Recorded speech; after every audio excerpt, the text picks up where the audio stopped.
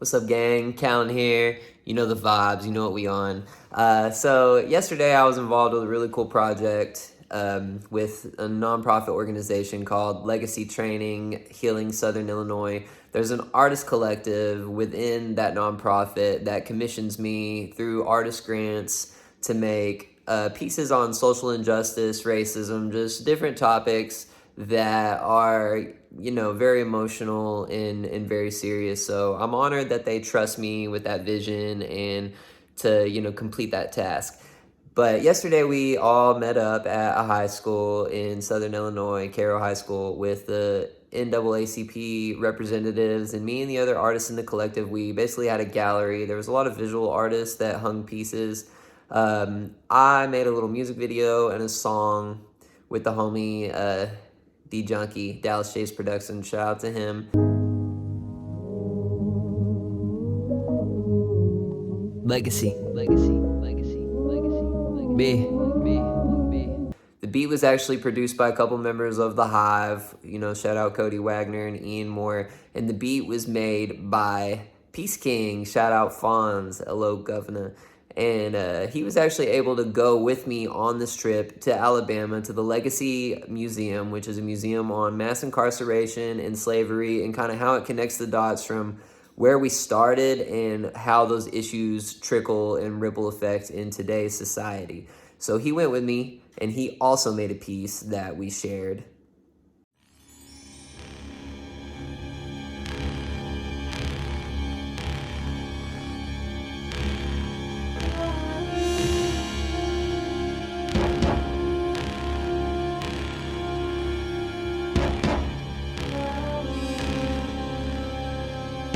Peace. We had a huge discussion and we all talked. I went last, and of course my phone died just as soon as I started. So that's why I'm sitting here recording a selfie video for you. But nonetheless, I just wanted to get this video out to you, and I'm not a very good video editor and I've never made a vlog before, so just bear with me. At this point, it's just to get the message across. I'm dropping a music video today that was my piece, and I'm very excited to show it to you. It's very emotional. Hello, my name is Lynn Chambers. I'm the co-founder and executive director of Legacy Training, Inc. Our vision is to alleviate poverty of the mind, body, and spirit, and our mission is to expand the arts in underserved communities as well as promote health. We've been going since about 2009. This project is part of Healing Southern Illinois. After the George Floyd incident, there was a need for us to come together as a community and deal with some painful conversations in order to heal.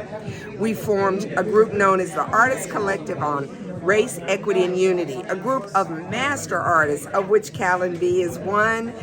Not here today, but with much love, Samuel Hawkins, Alfonso Peace, Howard Hewitt. We also have visual artists Robert Ketchens, Stephanie Fisher, Mike Ferris, and Najar Muzawir. Thank you so much for being a part of this. Thank you to my God, my Savior, for allowing me to do this work.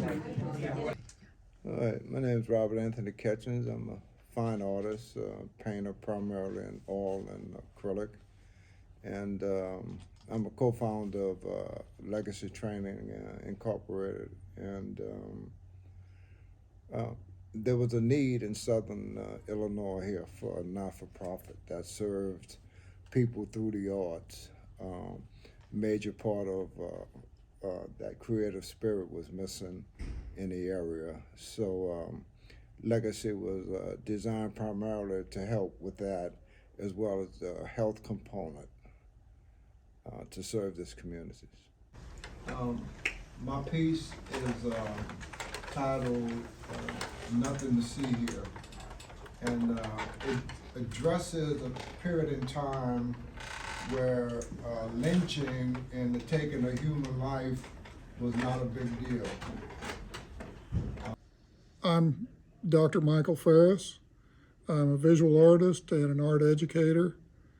And I'm part of the Artist Collective for the Legacy Group.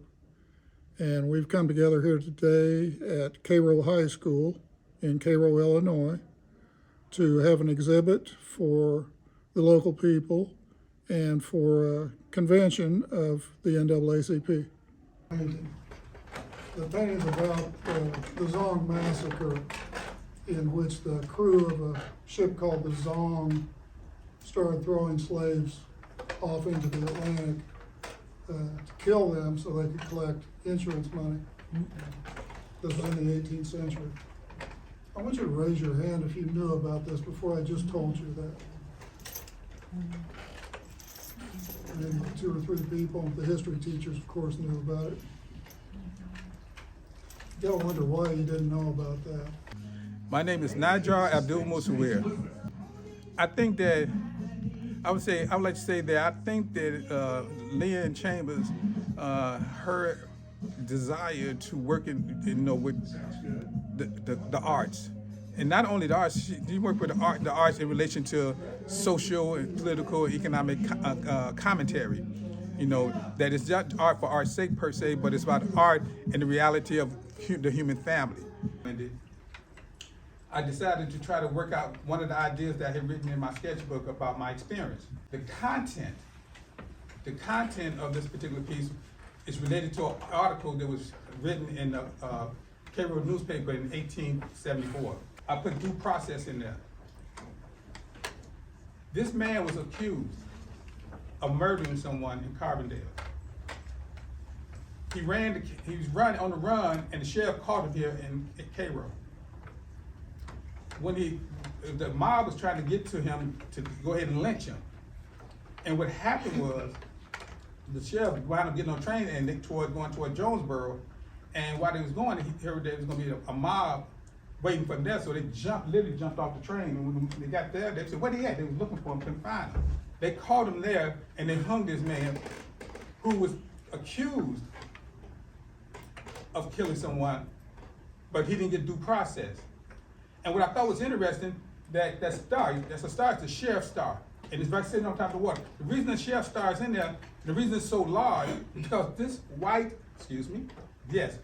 sheriff wanted to get him back to Carbondale and was going crazy trying to get him back into Carbondale so he can have what?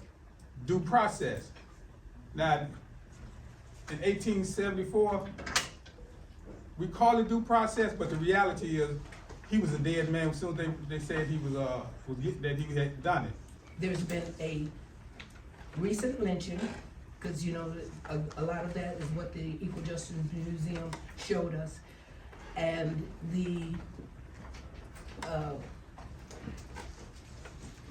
not to be gross, but the body was delivered to the mortuary with just one shoe.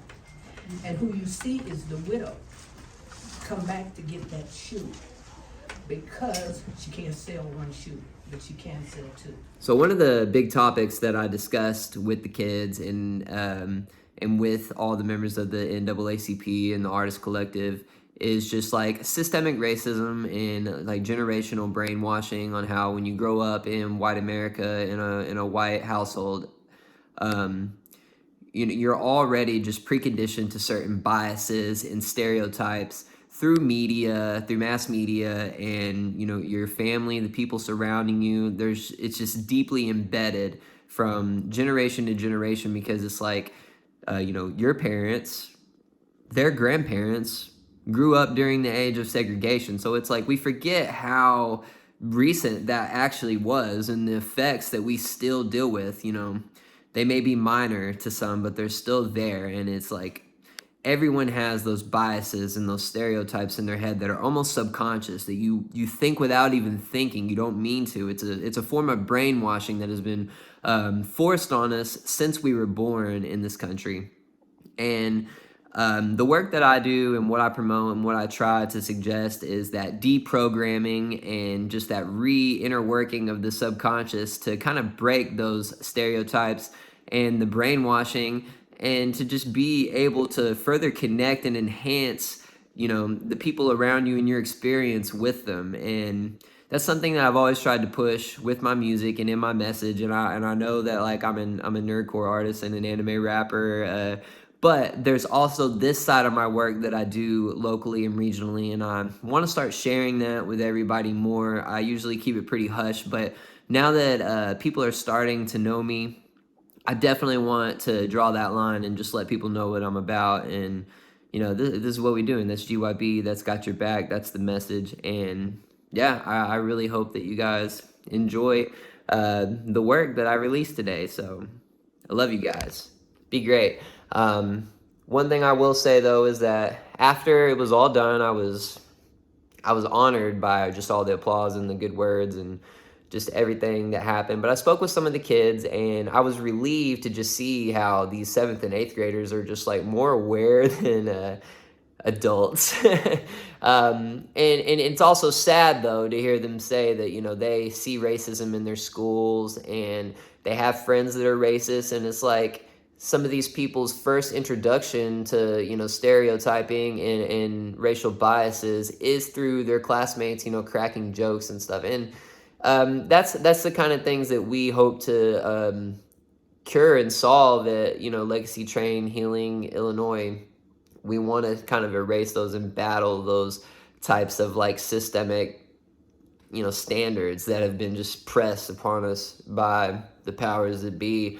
There's a lot of evil people in the system that want things to stay the way they are, but in the age of the internet, the age of, you know, information, it's time that we use these platforms and these voices to put something positive out there. So shout out to y'all. My name is Elliot Holm, and specifically growing up in a white community, I moved around a lot, but I always found myself surrounded by white people. People of color, especially within my conservative family, were really an issue of like conflict. And of course, as a kid, I didn't understand that.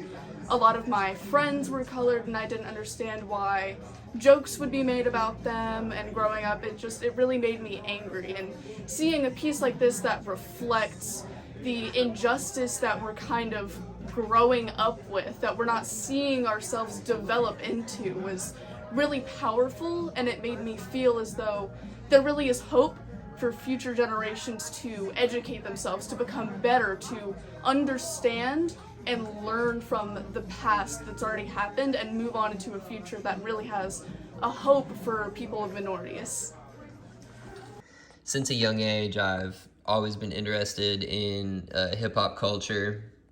I don't know what drove me to it, but literally since I was like 6 years old, I've been obsessed with it. And it was like a window to a foreign world to me that otherwise didn't exist in my communities and wasn't discussed. And through deep diving through that music, it actually educated and it taught me about these things, and it opened up the rabbit hole to deep dive and just learn the terrible truths of the world we live in. So it's like I forever am indebted to hip-hop culture, and that's why as long as I'm on this platform, you know, I'll rap about anime, nerdcore, and I'll have fun, but at the same time, this is also an extremely important message for me, and I have to get it out through my music one way or another.